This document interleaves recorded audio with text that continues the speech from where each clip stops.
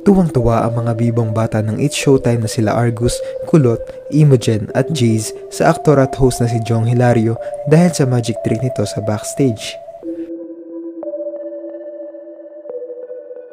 Makikita sa video na pinasok ni Jong ang papel sa kanyang mata at lumabas ito sa likod ng kanyang ulo, kaya ganun na lang ang pagkatuwa ng mga bata lalapat tila unang beses pa lang nila itong nakita.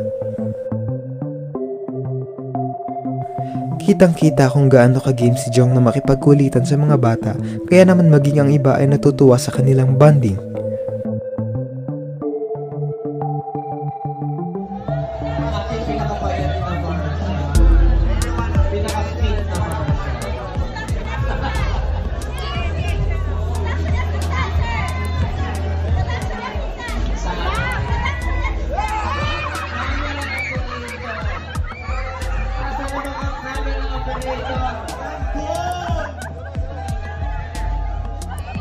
Richard Pamon!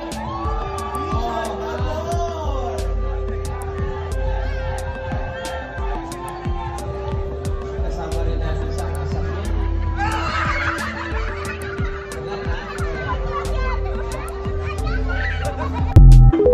Samantala, may mga netizens namang nakapansin ng sweet moment nila Vice Ganda at Ayon Perez sa likod habang nagkukulitan sila Jong at mga Showtime kids.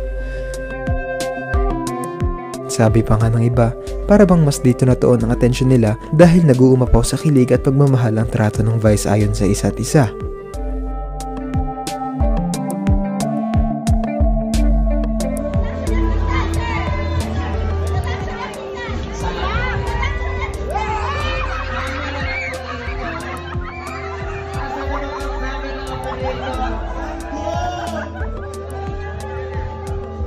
Richard Pamon!